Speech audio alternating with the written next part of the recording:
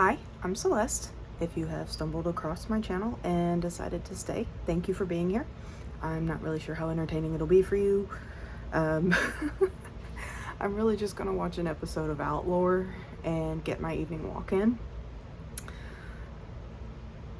And they're a really good channel doing like true crime videos and things like that, so I'm gonna link them in the description in case anybody that's here listening wants to actually watch the videos themselves, because you're gonna see maybe like the corner of my screen, if that.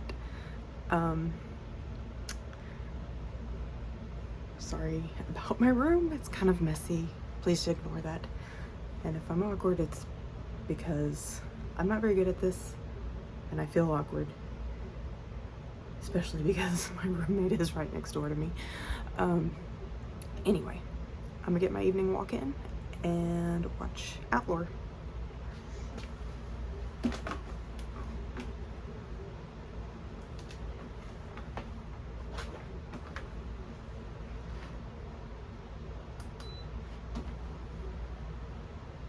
In 2005, a Romanian nun named Irina believed that she could hear the whispers of Satan. She would break out into maniacal laughter during church services. She would burst into fits of violence and mumble to herself so often that the other nuns believed she must be possessed by demons or worse, Satan himself. But the true horror was never with the devil.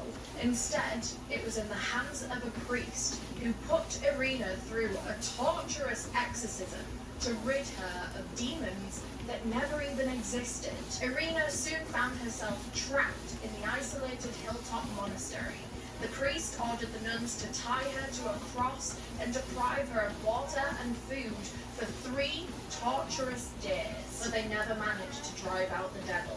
Instead, they drove out the very life from within her. Thank God it's Freaky Friday. Today we're going to be discussing the Tanaku exorcism, a case that has haunted Romania for decades and exposed the dark truths hidden deep within the Orthodox Church.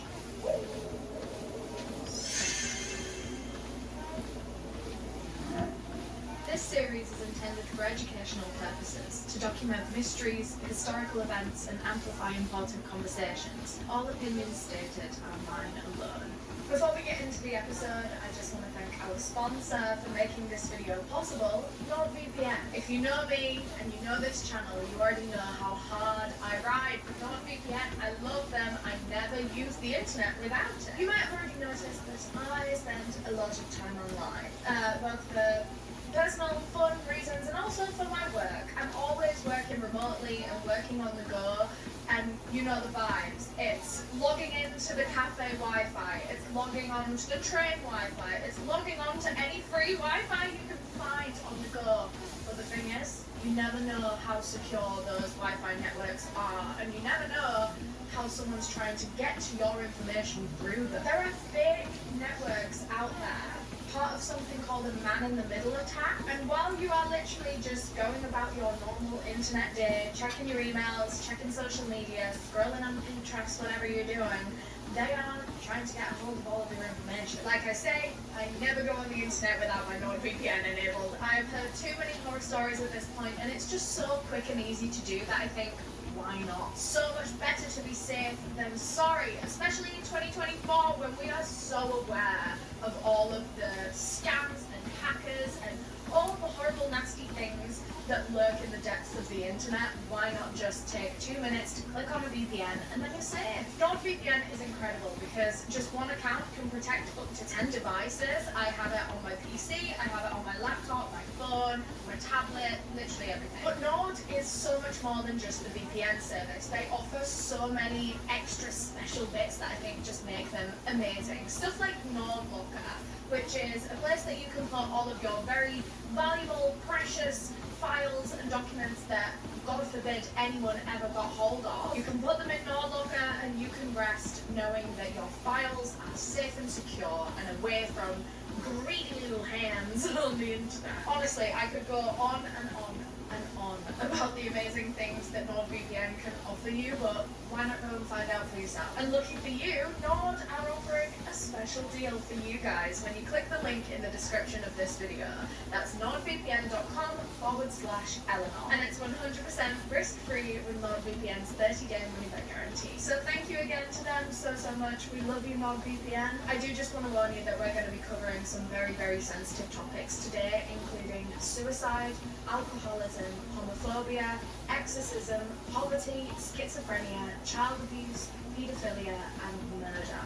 A very heavy one, so viewer discretion is advised. Now, let's uncover the dark and tragic truth behind the story of the Tanaku exorcism. At the top of a steep hill stood the Holy Trinity Monastery, looming over the village of Tanaku down below. This small, isolated village is one of Romania's poorest areas. There, the water comes from buckets dipped into wells, and the only light that they have at night is from flickering candles. Wooden crosses stand guard outside everyone's house as if trying to ward off evil spirits. It's a very Christian country. In April 2005, Marichka Irina Kornici was 23 years old when she arrived in Tanaku to visit her childhood friend, a woman named Angel. Angel had been a nun at the Holy Trinity Monastery for quite some time.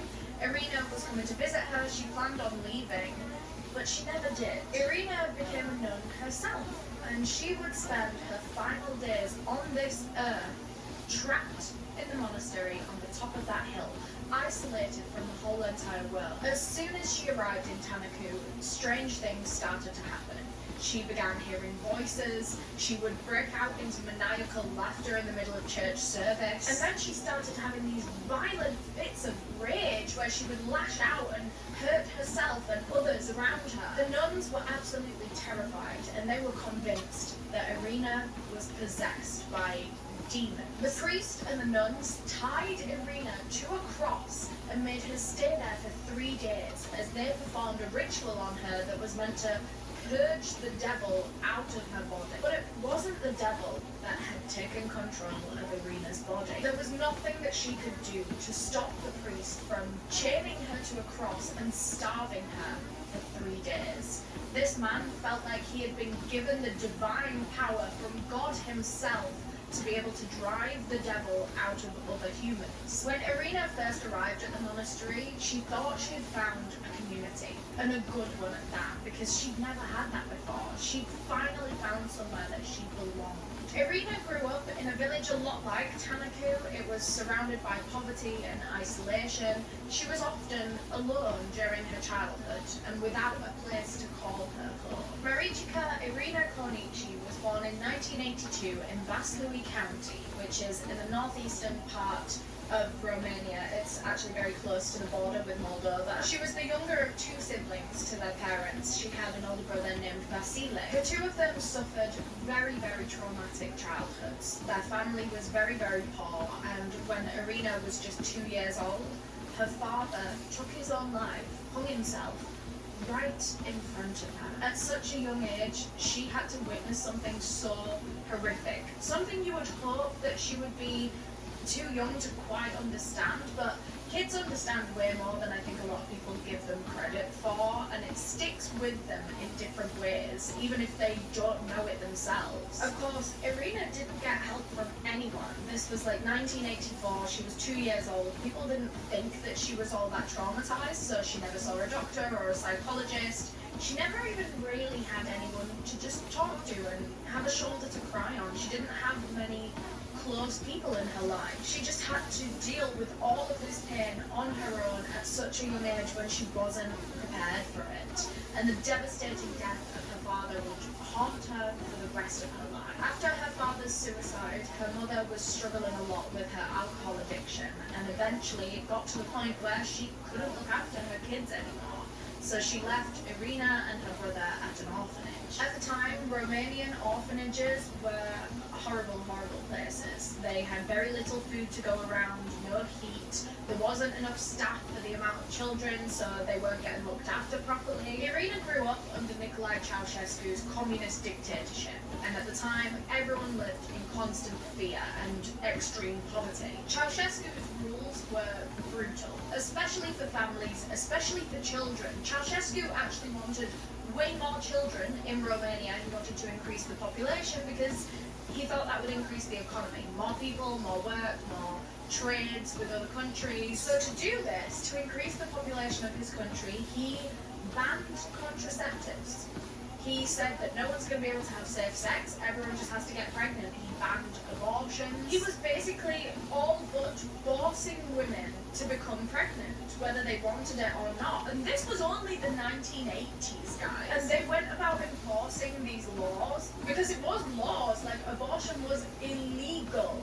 And so they went about enforcing all these things by getting police to, well, secret police, to check in on women's health and screenings and things like that. Women would have to be examined every 3 months at their workplace to see if they were pregnant or if they weren't pregnant. And actually, if they weren't pregnant, a lot of the time they would be punished. Any doctors that were found performing abortions illegally were, of course, sent to jail. Motherhood became a state duty for all women in Romania, and they were expected to give birth to upwards of 5 children. It put a huge amount of pressure on young women, like Irina's mother, to have more babies that they just didn't have the money for or the energy for. They wouldn't be able to care for these kids, but it was almost illegal not to. And because of this, there were so many children like Irina and her brother that ended up being sent to orphanages because their mothers just could not cope. After 1982, right around the same time that Irina would have gone to the orphanage, Ceausescu was becoming obsessed with paying off the nation's debt. This drove the country into even deeper poverty and made the already terrible conditions in these orphanages way worse. Now, kids' emotional and physical needs were being completely ignored, and they were being actively abused in so many ways by the staff. At Irina's orphanage, the children were starved, they were beaten, they were abused by multiple corrupt administrators who stole money and food and supplies that were for the kids. These supplies had been sent as foreign aid to look after the children of these orphanages, and then the staff was just nabbing it all. It's just heartbreaking to think how much Irina and her brother and all of those other children would have suffered so much in those homes. No one really knows for sure just how many kids went through those terrible orphanages, but after Ceausescu fell from power in 1989, there were at least 100,000 children in these orphanages. How upsetting is that? Between 1966 and 1989, an estimated 15,000 to 20,000 children. Laundry can be really, especially if it sits in the Washington mode. The Fan Fresh option, part of the Fresh Flow blend system, helps keep your clothes No, I fresh. don't have time. Whirlpool. Every day. I don't make enough money for that. Hey girl. Oh, that's a lot of tea Or belts. premium or whatever. Let's get your gut right. Died. We're just in gonna wait these for that homes. to let me Died skip. unnecessarily, of course. It wasn't any kind of disease. They died suspiciously in these homes. After the revolution, journalists uncovered his network of orphanages, and the images were just horrifying. There were disabled kids with stick-thin limbs that were tied to their beds. There were toddlers that had never learned to walk. They couldn't get themselves up off the floor. There were malnourished babies in these cold metal cribs all on their own. And there were even piles of corpses, children's corpses, laying on top of each other in the basement. These photos shocked the whole entire world, including Romania, because these orphanages and what had been going on behind closed doors had been kept so secret that even Romanian citizens were only just discovering the horrors just around the corner from their house. These children had been kept hidden, I guess because the staff knew what they were doing to them, and if everyone was to find out, as they eventually did, there was outrage. But the most awful thing we discovered during our research was that while Irina was in that orphanage, that same orphanage was found to be making CP of the children that they were supposed to be looking after. And apparently the administrators even knew that this was happening, and they facilitated it, they protected it, they never put a stop to it. Irina may not have been fully aware of the nightmare surrounding her, but the reality was so horrific. Honestly, the trauma that she endured as a child is unimaginable. The orphanage was a place of constant horror, and as she got older, Irina thought she needed to learn how to defend herself. Irina started taking karate lessons, hoping that it would teach her the skills she needed for survival. But as she began engaging in this like physically violent sport, it unlocked a chamber of trauma within her, and she became a very, very angry person. She was suddenly physically aggressive with all of the other kids at the orphanage, even with her closest friend, Angel. She turned into a little terror, honestly. But I mean, what do you expect? She is a product of her environment, which has never been good to her. Irina was always searching for love and affection and companionship because it had never been offered to her.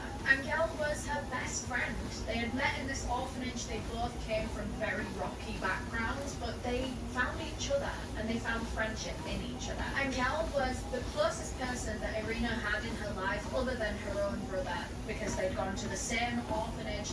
They stayed very, very close throughout their life, did Irina and her brother, but so did Irina and Angel. But when Irina started to unlock all of this anger from within her, a lot of it was taken out on Angel. She became a physical and emotional punching bag for Irina, and their relationship started to take a really dark turn. It became this toxic codependency, and Irina started to develop this very intense, almost obsessive attachment to Angel. Suddenly their relationship was more than just a friendship, at least for Irina. She had grown romantic feelings for her best friend that she was abusing, and at the same time Irina was dealing with a lot of internal feelings of conflict, and she began expressing homophobic attitude. But this definitely came from a place of fear. I mean, she knew how she felt about the same sex inside, and I guess maybe she was just putting on this front so that no one would suspect the homophobe of being gay, right? Internalized homophobia, internalized anything phobia is so real. It's something that so many people go through, and it's so unfortunate that it ends up being taken out on other people within their community. And back then, homosexuality wasn't just taboo, it was actually illegal in Romania, which adds a whole other layer to that internalized homophobia. It was survival.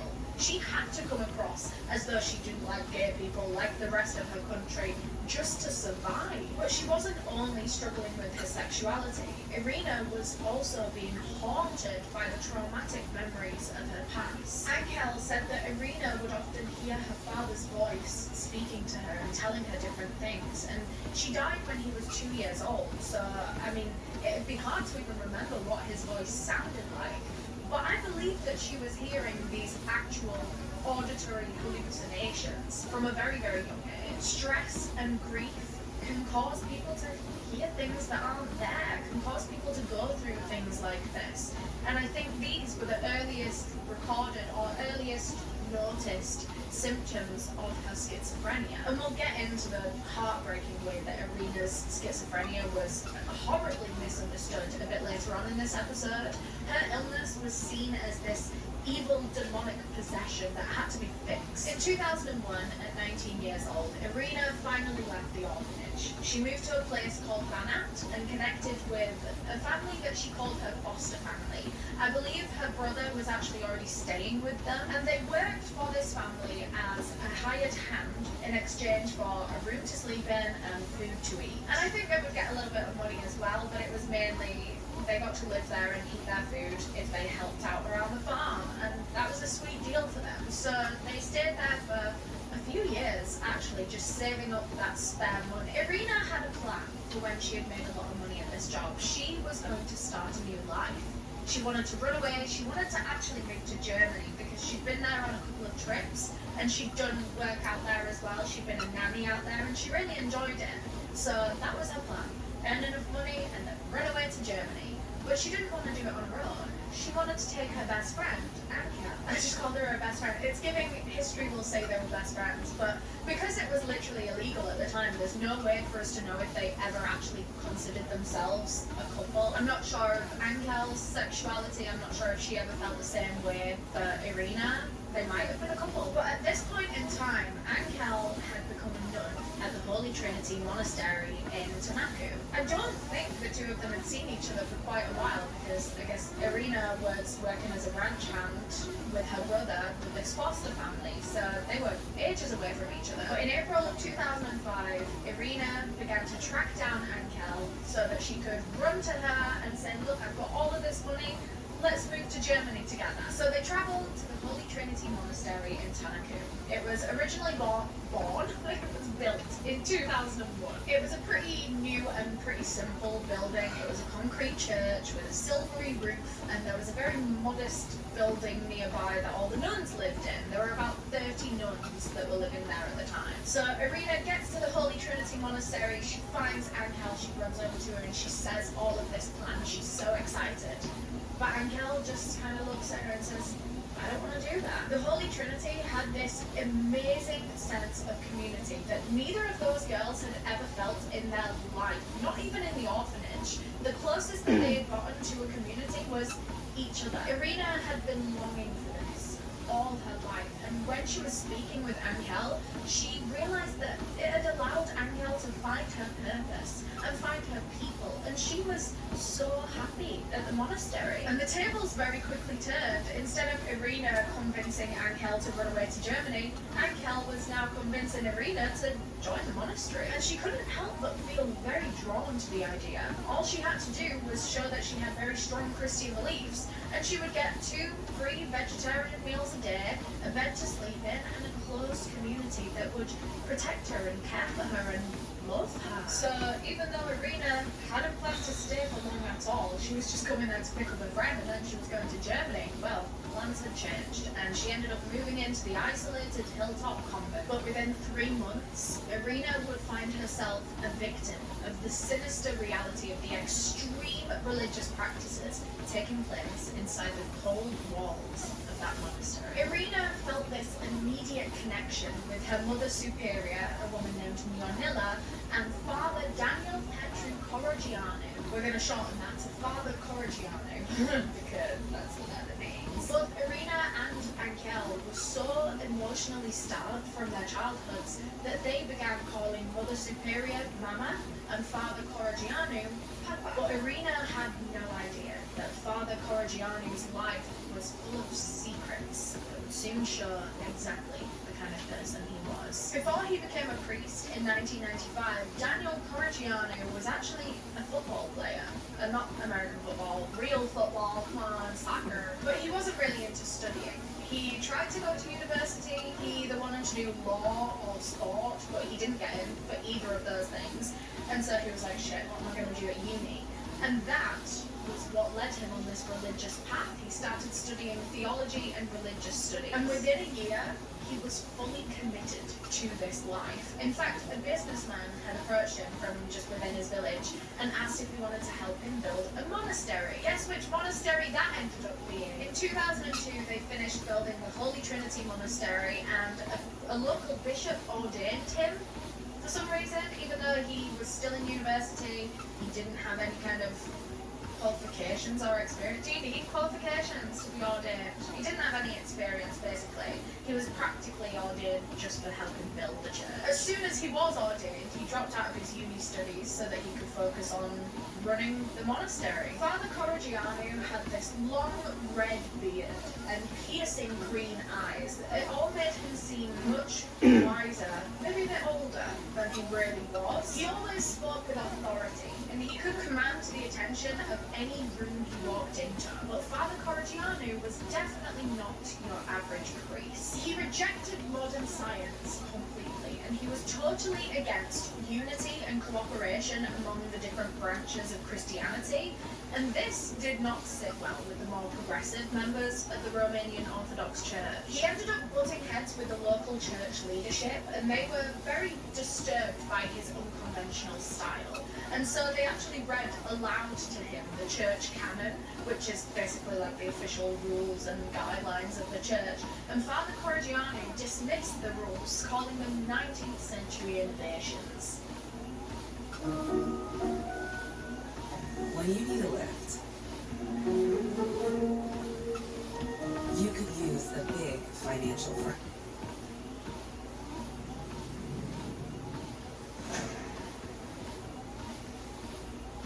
They're old, they're outdated, they should be doing things the new way, the Cordiano way. Apparently, he was given an official written warning to change his ways. But it didn't make a difference. He never changed. He had a very strong and dominating personality, which, quite frankly, frightened all the other priests. Originally, when it was first built in 2001, the monastery had a community of monks, but they all left. And I'm not entirely sure why. It was only Father Cordiano left, and he was like, right, well, what am I going to do with this monastery then? He decides to start taking in nuns, who all became completely devoted to him. Isn't that exactly what he wanted? I always find it ironic when priests or other kind of religious people like that crave these very devoted followings. I mean, like, isn't ego or pride one of the 7 deadly sins? Did Father Cordiano just, like, skip that part in priest school? In 2005, when Irina met Father Cordiano, he was already a very controversial figure, and that's putting it lightly.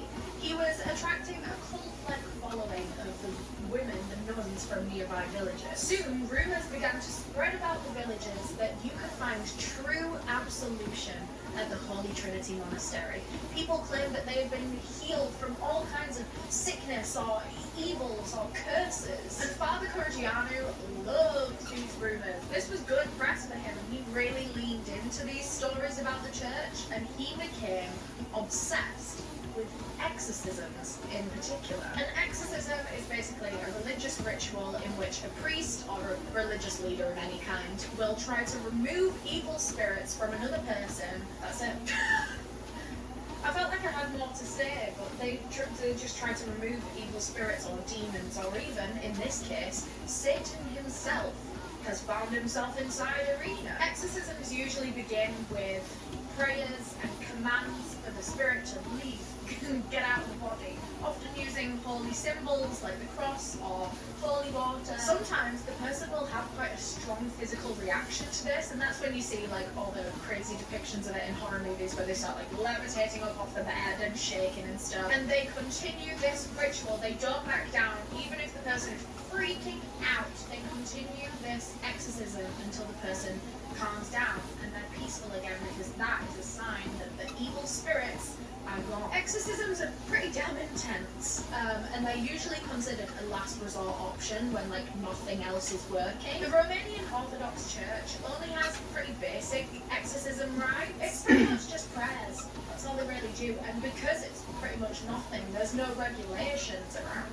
it. That's important. So before 2005, exorcisms were about as tame as an exorcism can get, but after 2005, especially in these superstitious rural areas like Tanaku, along with some determined priests like Cordiano, much more elaborate exorcism rituals began spreading. Already, a few priests had made a name for themselves as very skilled exorcists, especially in places where poor people tend to rely on the church for healing before turning to Romania's very broken healthcare system. People trusted the religious figures in their life. They trusted the priest at their local church to heal them. Father Cordiano had read up a lot about exorcism, and apparently his favourite reading was from a pamphlet called The Power of Holy Unction. It talked about how witchcraft and devil worshipping were increasing, and therefore making more people become possessed by demons.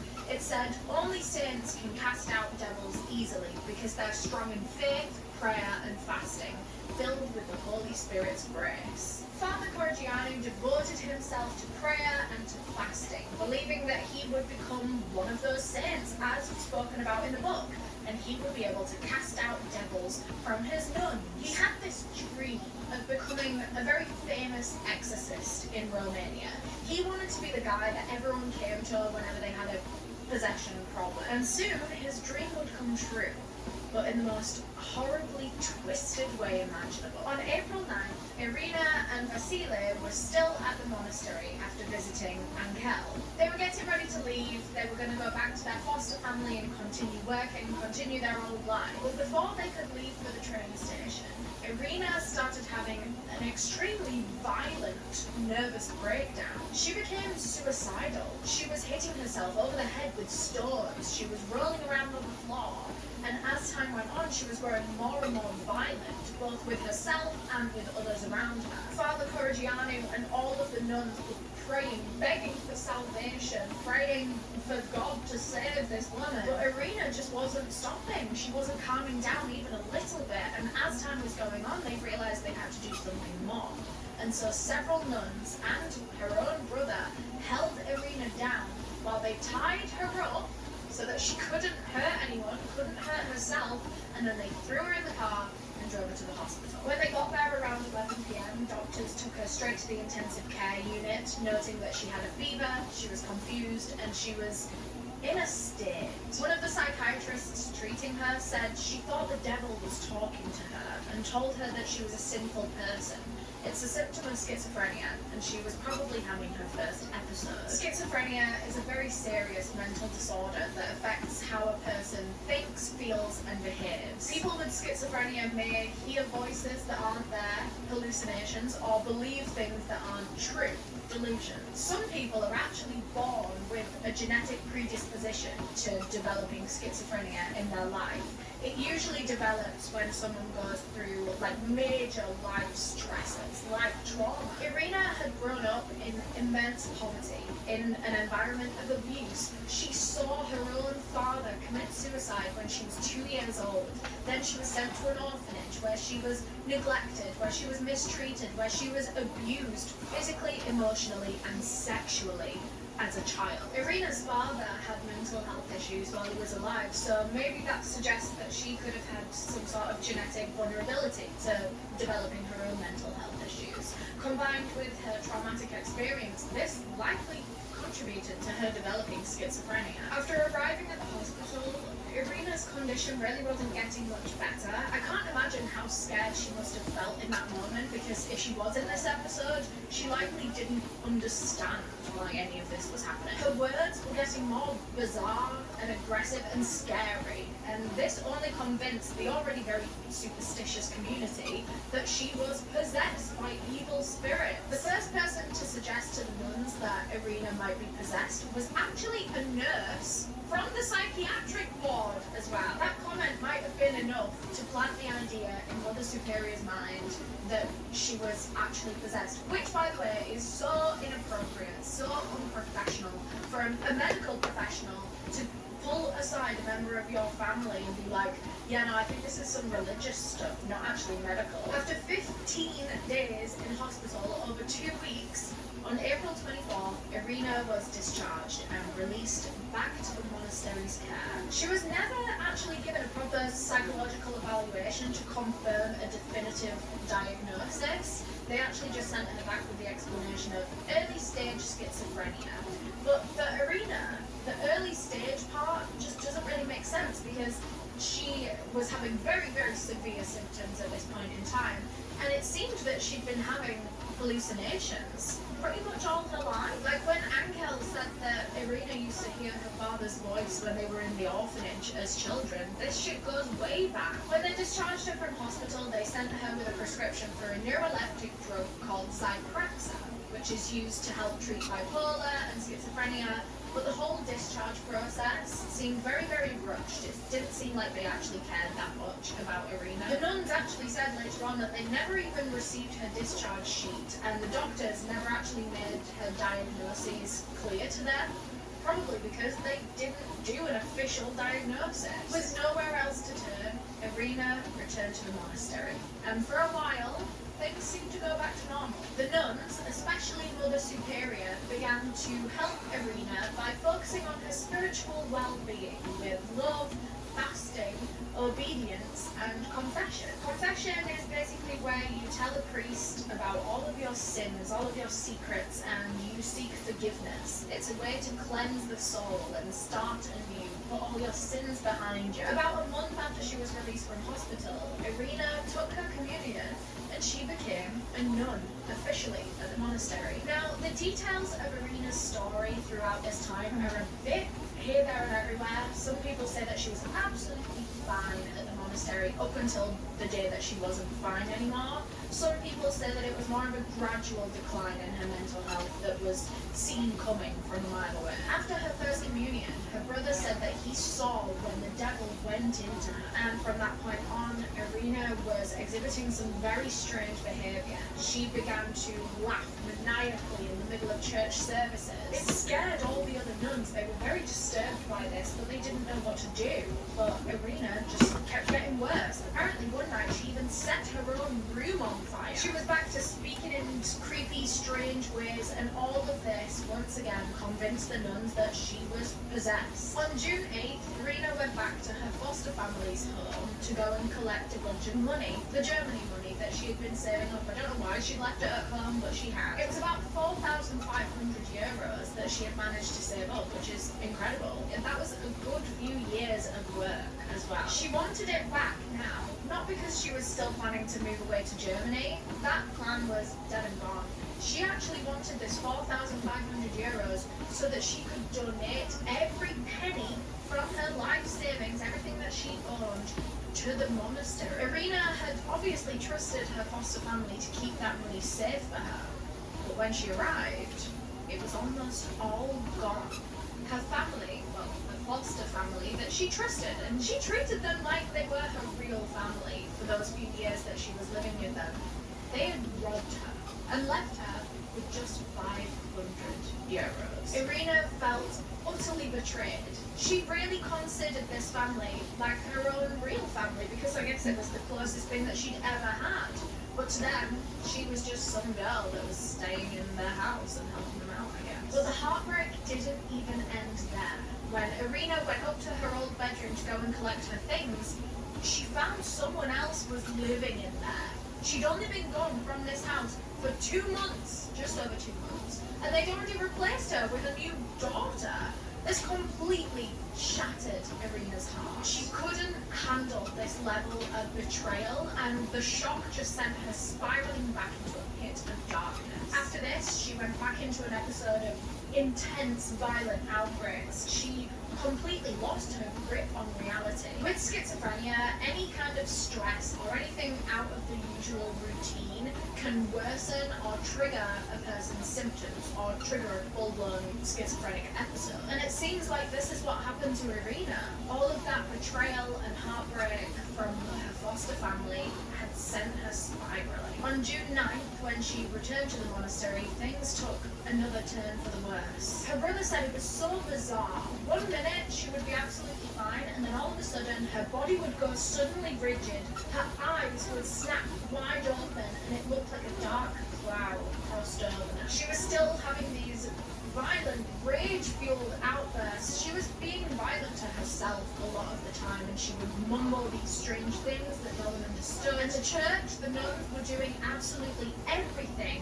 that you could think of, and even more than what you could think of. They were doing all kinds of prayers, rituals, they got the holy water out, they were doing absolutely every kind of cleansing ritual that they could think of, and none of it was working. None of it was even alleviating the symptoms. In fact, Irina was only getting worse and worse. By this point, she was actually refusing to eat or drink or sleep. To stop her from hurting herself, the nuns actually had to tie her to a bed with towels. Father Corrigianu did not believe that Irina's suffering was down to her mental health.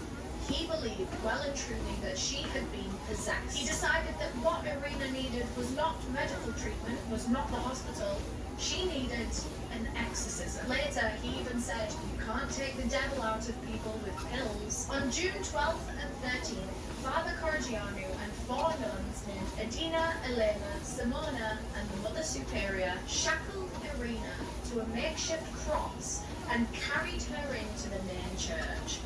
like she was Jesus. Inside, the nuns chained her to a board with her arms stretched out across the crossbeam. She was bound and gagged while Father Corrigiano performed the exorcism. They all prayed over her, they would pour holy water over her lips. At one point, they even shoved a towel in her mouth to stop her from doing all of these nonsensical mumblings that they felt were like cursing them as they were trying to pray for her. She was kept inside that church, chained to whatever she was chained to at this point, with no food or water for 3 days. In fact, the only water that she could actually get a hold of was when they would pour the holy water over her lips. She could lick her lips, and that was about it. They were torturing her. She had no control over her own body, and she was forced to hold that position on that cross for nearly 72 hours. Irina was already suffering, clearly. She was hurting herself because of the awful things that must have been going on in her mind, but instead of helping her, they just added to that suffering by chaining her and starving her. But the nuns truly believed that they had to save her soul at any cost. On the morning of June 15th, the church was expecting a lot of villagers to come by for the service, and so they had to do something about Irina, the girl that is chained to a cross in the middle of the church. So they dragged her back to the nuns' quarters, and they took her off the cross. They took the chains from around her ankles and her wrists, and despite being exhausted, dehydrated, and so hungry at this point, Irina seemed to be improving mentally. She was much calmer now. She had stopped mumbling, and actually she was offered bread and tea from one of the nuns, and she smiled as they handed it over. For the first time in days, Irina was allowed to eat something. But then, things took a tragic turn when Irina fell into a quiet, deep sleep. The Mother Superior noticed that Irina's breathing wasn't normal, so she tried to wake her, but Irina didn't respond. She tried to feel for her pulse, and it was very, very weak, and the nuns began to panic. The Mother Superior sent for someone to call an ambulance, but when one arrived around midday, Irina's pulse had vanished. They administered 6 injections of adrenaline into Irina, hoping that they could kickstart her heart on the way to the hospital. The ambulance rushed her there along with the Mother Superior, but when they arrived, it was already too late.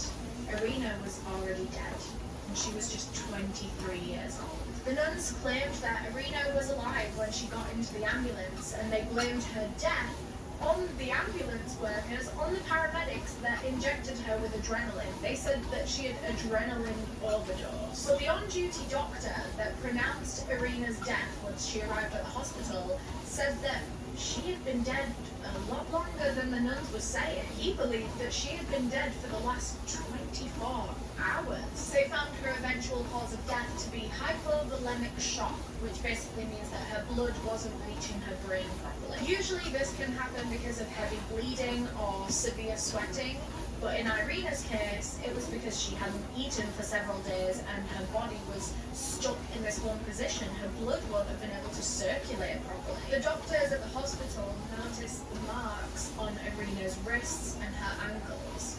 It was clear that she had been tied up, and this threw a whole new spin on her already rather suspicious death. The doctor reported these marks to the police. In fact, he was the first person to accuse the priest and the nuns of causing Irina's death. The next day, on June 16th, the news of what had happened in Tanaku spread, and the whole country was in complete shock. When Ceausescu was in power, he had closed down hundreds of monasteries, and the people wanted them. The people wanted these places that they could go to and be a part of a community. And so once he fell from power, they all started popping up again, and this rush to return to religion was very fast and very overwhelming, to the point where the church struggled to properly screen and train new priests. This left a lot of monasteries and a lot of religious places, like the Holy Trinity, in the hands of very poorly educated people, just like Father Corrigiano.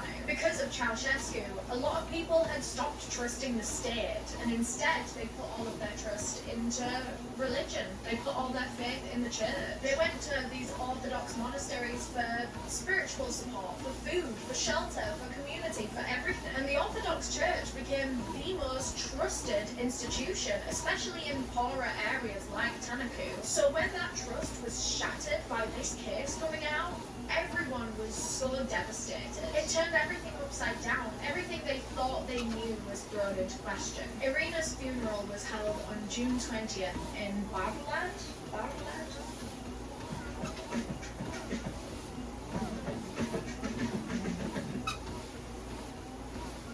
Get personally styled in one of over 800 stores or visit marisas.com.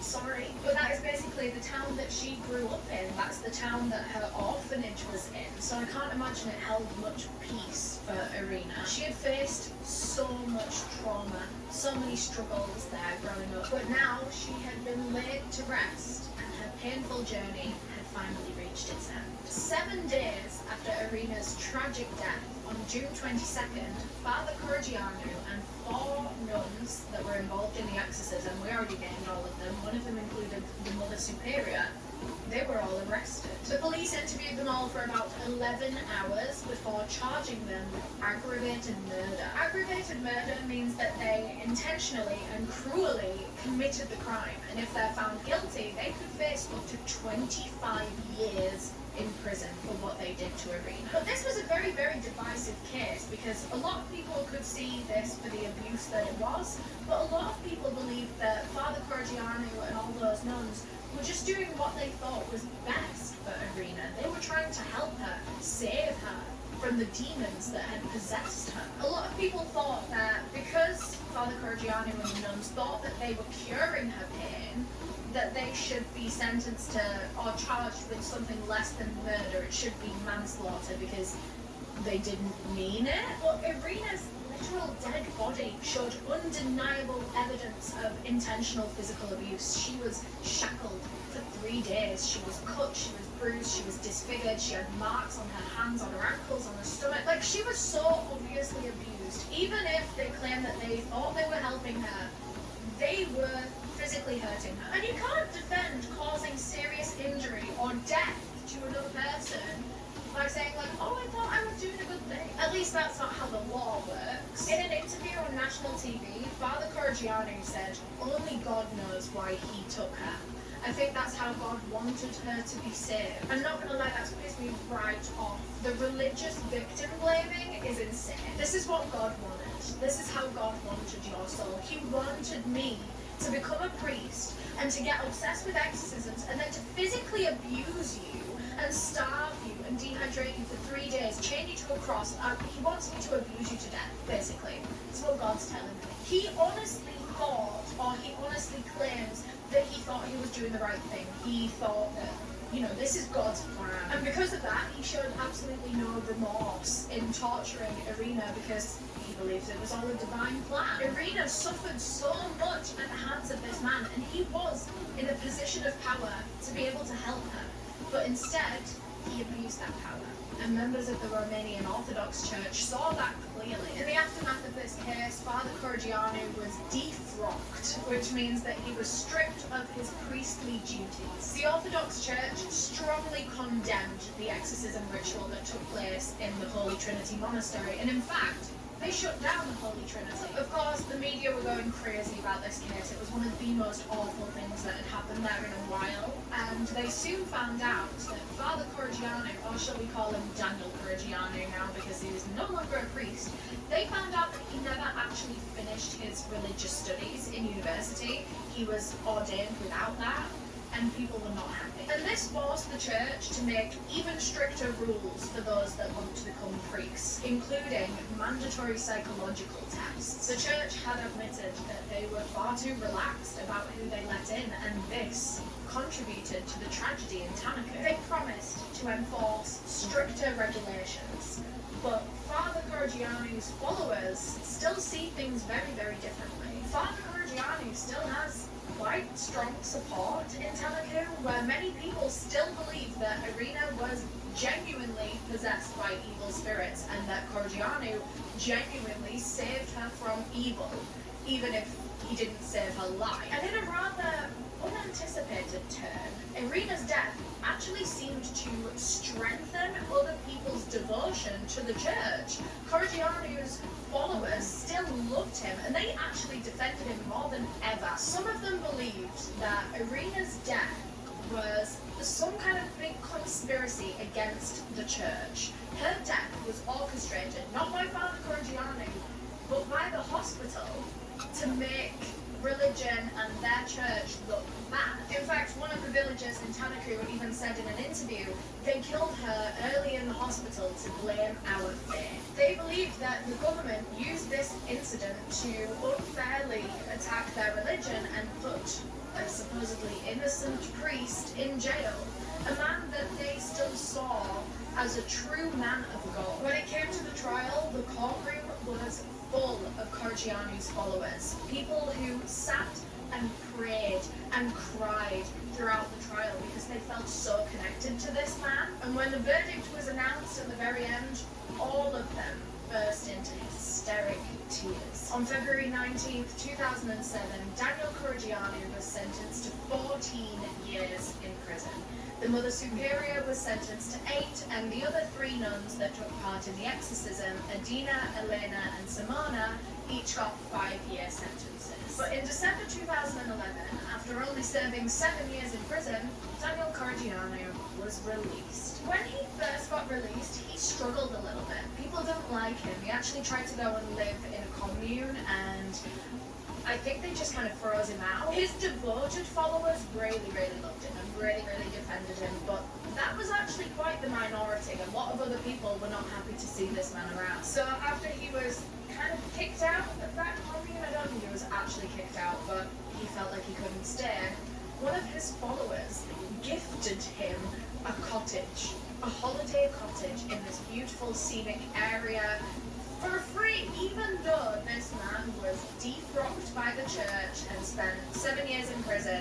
He still reaps the benefits of the power that the church gave him all those years ago. He still lives a comfortable life, and he is still very much looked after by his very dedicated supporters. And today, the Tanaku exorcism case has become something of a legend. The harrowing events inspired a few different movies, actually, including the 2017 horror film, The Crucifixion. But decades later, to this day, Romanians are still suffering from the legacy of Ceausescu's dictatorship. Thousands of children had to grow up in poverty, facing neglect, and lacking access to basic needs fulfillment and education. Irina's childhood was an absolute nightmare from all angles, and most of it stemmed from this man's horrific policies. She was abandoned, she was abused, she was neglected as a child, and this trauma led to her developing schizophrenia. And even then, she never received the support that she needed. Instead, her case was left in the hands of an egotistical priest that had no training, no qualifications in order to help her, only a misguided belief that he had been gifted the divine power to heal her. Now, before we end this video, I want to give a shout out to an incredible Romanian organisation that has been working tirelessly for the last 30 years to support people that are struggling with their mental health. The Estuar community is an NGO made up of dedicated volunteers and very generous doctors, and they help those facing mental health challenges and their friends and family, their loved ones. In Romania, more than 75,000 people are registered with mental health problems, and over 3,000 of those are institutionalized. People with mental health issues in Romania are one of the most stigmatized and vulnerable groups. They have little or no access to social support services, and they are often ostracized from their communities and excluded. So if any of you are able to donate or volunteer your time, or even just read up on the work that this amazing organization does, then please do. I would love that. The link will of course be down below in the description of this episode, and I don't know if you guys have noticed, but we actually have a link tree that is always linked in every single one of our episodes with really useful information and resources on a number of different topics. So if you've ever been affected by anything we've spoken about in these videos, there is help in the description of every every single one. There are helplines, there are places to go, places to donate if you feel like you want to make a difference. I don't know if I've ever verbally brought attention to the fact that that link is down there, but it is. It's going to be in every single episode from now on, so if you do ever need hotlines or you want to read up on charities or anything like that, the description is the place to go. In 2017, an interviewer from Vice actually managed to get an interview with Daniel Cordiano, and surprisingly, he was very up for talking. But when it actually came to the interview, he was very cryptic. He was, I don't know, clearly just using it for like a bit of attention. The conversation was very, very intense, to say the least. The interviewer asked at one point, with a mixture of curiosity and dread, if he still performs exorcisms, and if he actually truly believes in the devil. Cordiano leaned in and very calmly said, no, the devil doesn't exist. The interviewer looked at him in horror, but Cordiano just smiled under that big red bushy beard. As he got up to leave, he turned and said to the interviewer, the devil only exists if you scold him. No idea what he means by that, but on that note, that's everything we have for this episode. Thank you so much for watching, and thanks again to NordVPN for sponsoring. Remember, they have an exclusive deal when you click the link down below in the description. That's nordvpn.com/Eleanor. Of course, it is 100% risk-free with NordVPN's 30-day money-back guarantee. If you enjoyed this episode, please leave a thumbs up. That would really, really help me out. If you want to comment on the video or share it, if you're engaged with the video in some way, then it tells YouTube that you like this kind of content. That way, I think we'll end up seeing each other a lot more. If you tell YouTube you like these videos, then it'll give them to you all. And I would love to see you again. I don't know about you, I've had a really great time on our dates today. I'm joking, but yeah, if you want to watch more of our videos, there should be one on screen right now. If you want to subscribe to this channel so that you don't ever miss our future episodes, click the circle with my face in, and please put the notification bell on, because please, please, and not make me sing Sabrina Carpenter to you right now. Just please put the bell on. Anyway, on that note, see you later.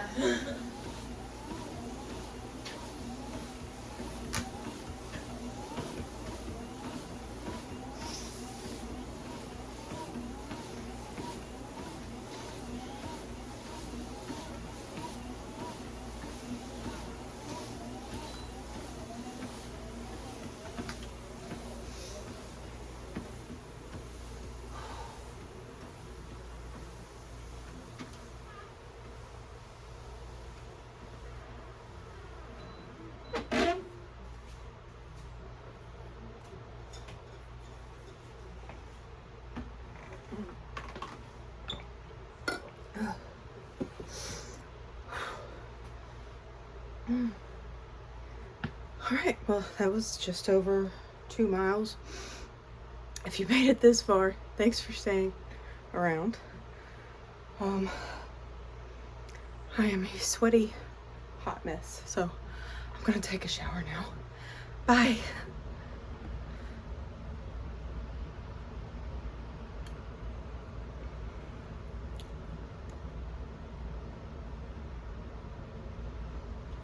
If the video will stop.